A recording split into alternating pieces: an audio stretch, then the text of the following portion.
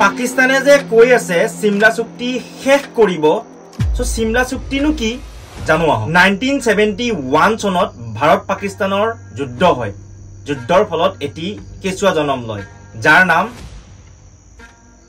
বাংলাদেশ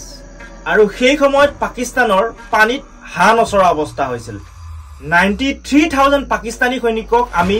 বন্দী কৰিছিলো আৰু হিয়তে ভিক্ষা খুজিব আৰম্ভ কৰিলে এজয়েজল আৰু ভাৰতে এটা এগ্ৰিমেন্ট সাইন কৰি সাগে কৈছিলে যা পাকিস্তান যা জিলে আপনি জিন্দগী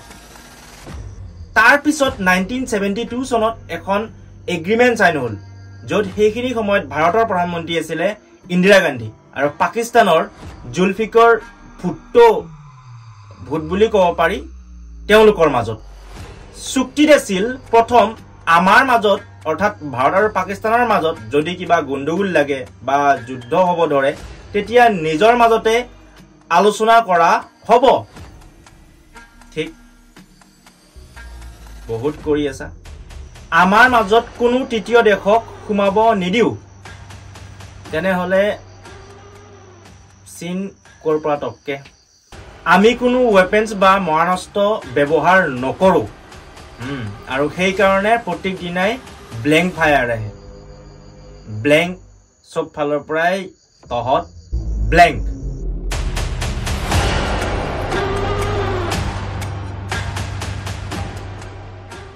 এতিয়া পাকিস্তানে কয় আমাৰ হেনো এয়াৰ স্পেস বন্ধ কৰিব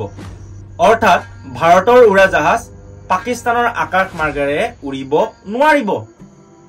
আৰে ভাই কি হল তাতে 10 টকাৰ ঠাইত 11 টকা যাব তাতে কিবা হ'ব নি তাতে কিবা হ'ব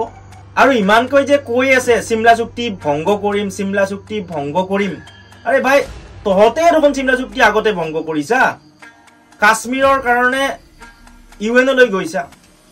2-3 দিনৰ মুৰে মুৰে বেলেগ বেলেগ দেশত ভিক্ষা খোজা যে এই ইস্যুটো সলভ কৰক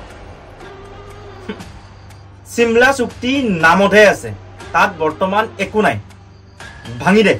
তাৰ লগতে কথা আহিল ভাৰতত কিবা প্ৰভাৱ পৰিব নেকি একো প্ৰভাৱ নপৰে লগতে আহিল এয়াৰ স্পেস ইউজ নকৰাৰ কথা যদি পাকিস্তানে নাথাকে এয়াৰ স্পেস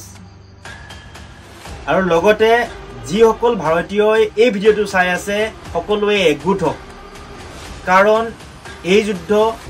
বহুত দীঘলীয়া হ'ব ভাৰত আৰু পাকিস্তানৰ মাজত মনত ৰাখিব